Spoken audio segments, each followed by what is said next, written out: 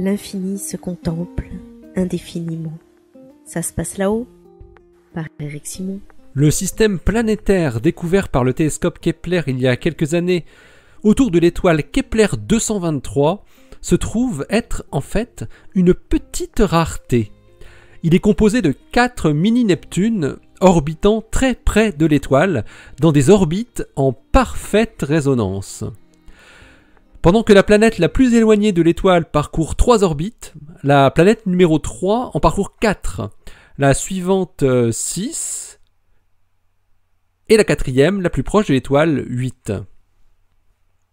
On est en présence d'une résonance gravitationnelle de type 3, 4, 6, 8. Les résonances entre différents corps ne sont pas exceptionnelles.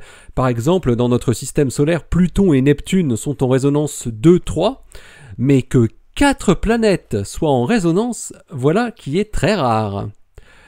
La raison pour laquelle les astronomes de l'Université de Californie et de l'Université de Chicago, qui publient leurs trouvailles dans Nature cette semaine, se sont intéressés à ce système à 4 planètes, et que l'on pense que chez nous, Jupiter, Saturne, Uranus et Neptune ont pu être dans le passé dans des orbites résonantes, mais qui auraient été perturbées au cours de leur longue histoire.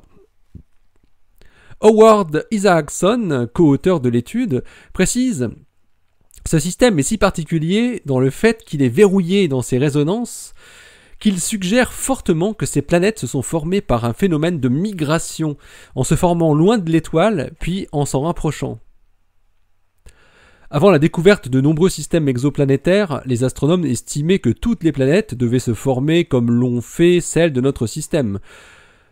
Depuis les découvertes du télescope Kepler, on sait qu'il peut exister des planètes géantes plus proches de leur étoile que ne l'est Mercure du Soleil, chez nous. Pour effectuer une analyse de stabilité et de dynamique des planètes en orbite, les astronomes ont besoin de connaître très précisément la taille de l'étoile, ce qui permet de déduire des estimations de la masse des planètes. C'est le télescope Keck hawaïen de 10 mètres qui a permis ces mesures. L'équipe américaine a ensuite exploité les données de luminosité fournies par Kepler pour analyser comment évoluaient les 4 planètes autour de Kepler 223, en plus de pouvoir évaluer leur taille respective. Pour comprendre l'architecture rare actuelle du système planétaire, les chercheurs ont par la suite effectué d'intenses simulations numériques des interactions des planètes et de leur migration autour de l'étoile. Ils ont ainsi pu tester un modèle de formation de planètes concernant un type de planète que nous n'avons pas dans notre système solaire. La plus éloignée de ces 4 planètes, de la taille de Neptune, se trouve à seulement 0,15 fois la distance Terre-Soleil de l'étoile Kepler 223. Les 4 planètes de Kepler 223 se trouvent comme piégées les unes par les autres. Leurs orbites sont verrouillées par leurs interactions gravitationnelles mutuelles. Les astronomes estiment que ce verrouillage résonant aurait pu apparaître en l'espace de seulement 150 000 ans, lorsque, en migrant et en se rapprochant de l'étoile, elles se seraient trop rapprochées les unes des autres.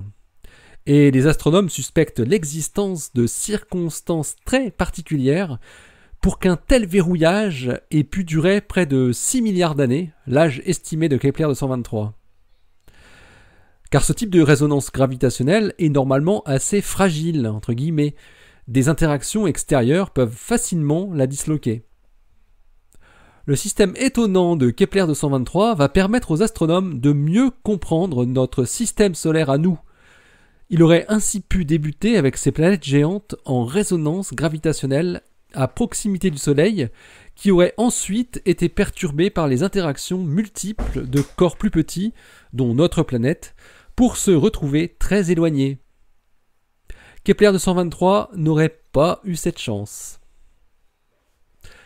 L'article de Sean Mills et son équipe est paru dans Nature, en ligne, aujourd'hui même, sous le titre « A Resonant Chain of 4 Transiting Sub-Neptune Planets ».